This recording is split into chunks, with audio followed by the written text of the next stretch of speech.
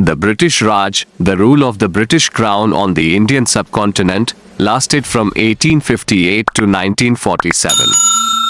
It was instituted after the Indian Rebellion of 1857, when the rule of the East India Company was transferred to the Crown in the person of Queen Victoria.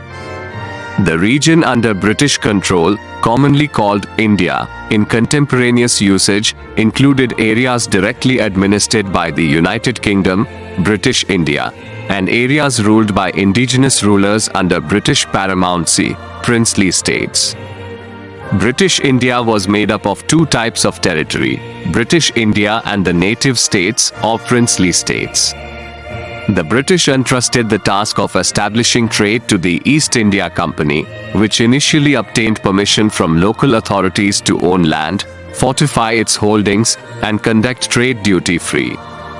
The company's territorial paramountcy began after it became involved in hostilities, sidelining rival European companies and eventually overthrowing the Nawab of Bengal and installing a puppet in 1757. Over the next 8 decades, a series of wars, treaties, and annexations extended the dominion of the company across the subcontinent, subjugating most of India to the determination of British governors and merchants. By 1856, with the annexation of Oudh, all the Indian subcontinent up to the Himalayas, and much of Burma, was ruled directly by the company itself or by local allied rulers.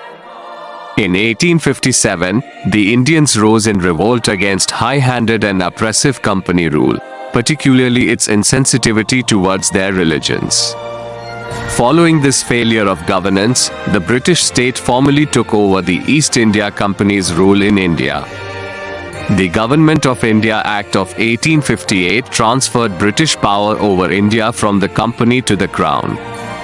The British Raj was intended to increase Indian participation in governance, but the powerlessness of Indians to determine their own future without the consent of the British led to an increasingly adamant national independence movement. British politicians and bureaucrats tried to cure India's ailing body politic with periodic infusions of constitutional reform, such as the Government of India Acts of 1909, 1919, and 1935. However, the divide and rule policy implemented by the British to ensure that the citizens remained disciplined and prevent them from forming a united front had lasting effects. Sectarianism and casteism continue to thrive in the region, facilitating an almost backward approach to social issues and hindering progress towards a unified front. In August 1947, British India was partitioned, ending 300 years of colonial rule with the creation of two independent nations, India and Pakistan, comprising West and East Pakistan, present-day Bangladesh. The partition was a tumultuous and tragic event, marked by widespread violence and the largest mass migration in history. The British Raj left a lasting impact on the Indian subcontinent, manifesting in the beliefs of the people, their lifestyle, and the structure of the government.